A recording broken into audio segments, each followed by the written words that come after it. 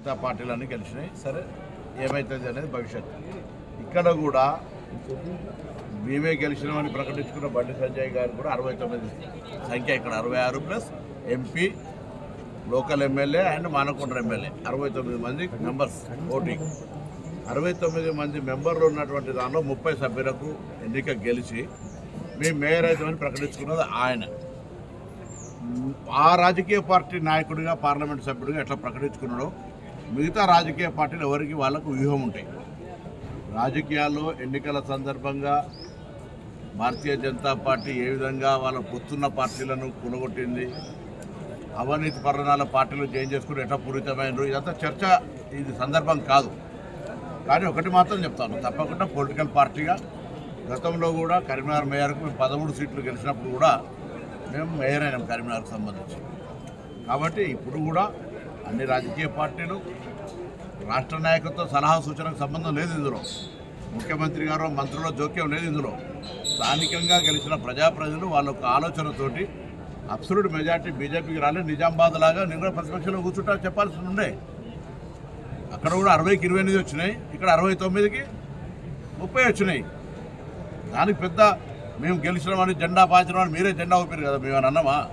మేము ఇప్పుడు ఏమంటున్నాం, డెమోక్రటిక్గానే ప్రజాస్వామికంగానే గెలిచిన కార్పొరేటర్లు మేయర్ను ఎవరు ఎంపిక చేసుకుంటారు తప్ప గౌరవ ముఖ్యమంత్రి గారు మంత్రులు తిరగనీయం. ఎవరు డెమోక్రసీ ఎవరికి వ్యతిరేకం కాదు. మేము ప్రజాస్వామ్యంగా గెలిచిన ఆ బీజేపీ 30 మంది కూడా శుభాకాంక్షలు, మిగతా 36 మంది కూడా శుభాకాంక్షలు. అందరూ కలిసి మంచి మేయర్ని ఎన్నుకోండి. మేము రాష్ట్ర ప్రభుత్వం నుంచి కరీంనగర్ లాంటి పెద్ద నగరం ఈరోజు 3,40,000 ఓట్లు, 5 లక్షల జనాభా, తెలంగాణ రాష్ట్రంలో హైయెస్ట్ సీట్స్ ఉన్నటువంటి కార్పొరేషన్, చెప్పకుండా ఉత్తర తెలంగాణ దాన్ని డెవలప్మెంట్ చేయాలని మా ప్రభుత్వ ఆలోచన.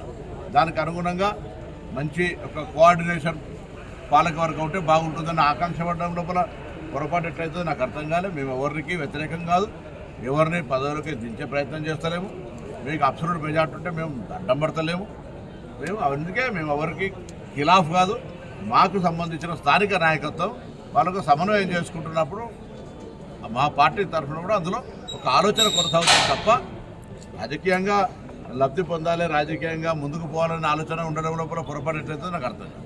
రైట్, 29లో 35 ఉన్నాయి కదా, వాళ్ళకు 35 ఉన్నాయని వాళ్ళు చెప్తున్నారు. అయిపోయాక మళ్ళీ ఎందుకు 35 ఉన్నాయన్న తర్వాత ఎవరు ఇప్పుడు కాదన్నారు. మళ్ళీ మీరే అడుగుతారు కదా, మీరు అవుతారట కదా అని. వాళ్ళు కాకుండా చేస్తున్నాడు, మీరే అడుగుతారు కదా. వాళ్ళు అవుతారన్నాక ఇంకేం కావాలి? కొత్త పాలకవర్గంకి అభివృద్ధి చేయడానికి మేము తప్పకుండా సహకరిస్తాం.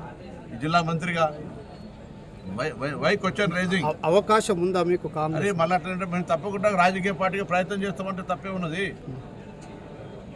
నేను ఆయన లెక్క బల్లగుద్దు చెప్తలేం కదా, కావాలని ఆకాంక్షిస్తున్నామని చెప్పినా.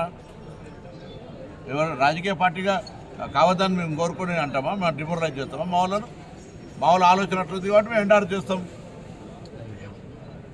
నిజామాబాద్లో బీజేపీ ప్రతిపక్షం అంటున్నారు, కరీంనగర్లో కూడా బీజేపీ. నేను అట్లనే జరిగిన ఎగ్జాంపుల్ చెప్తాను. మీరు అంటారు కదా మేము ఏదో గుంజుకుంటున్నామంటే, అక్కడ ఆయన ప్రతిపక్షానికి పోయినప్పుడు ఇక్కడ కూడా అబ్సల్యూట్ మెజార్టీ లేదు, అక్కడ కూడా అబ్సల్యూట్ మెజార్టీ లేదు. మీరు గుంజుకుంటున్నామని చెప్పేటువంటి ఆరోపణ తప్పు అంటున్నాం. అట్లా ఎవడవన్నీ గుంజుకుంటలేడు. ప్రజలు అబ్సల్యూట్ మెజార్టీ ఇవ్వలే.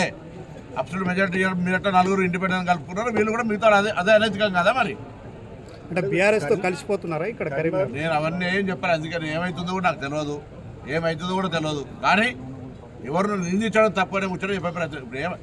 మేము నిజంగానే అందరం కలిసి మేము ఆయన కాకుండా చేస్తూ మేము అవుతున్నామని కూడా చెప్తలేను. నేను I'm not endorsing that. But political పార్టీగా ఏదైనా జరగడానికి అవకాశం ఉందని చెప్తా ఉన్నా.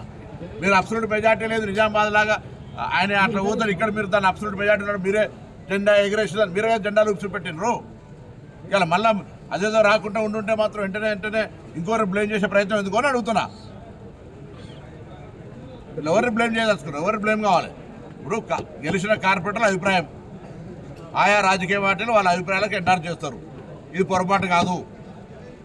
నేను అడుగుతున్న ఒకటే మాట, మీరు అపవిత్ర పొత్తు అంటున్నారు కదా. అరే నేను అందుకే చెప్తున్నా కదా, మీ పార్టీలు చేరితే పునీతము, వేరే పార్టీలు చేరితే అపవిత్రమైతే ఎట్లయితుందో నాకు అర్థం కాలే. అది భవిష్యత్ వాషింగ్ నిర్మా పౌడర్ వేసి అడిగినట్టయితే అలా పోతే. అందుకే దాని గురించి చర్చ వద్దు. 16 తారీఖున ఏమైతే చూద్దాం.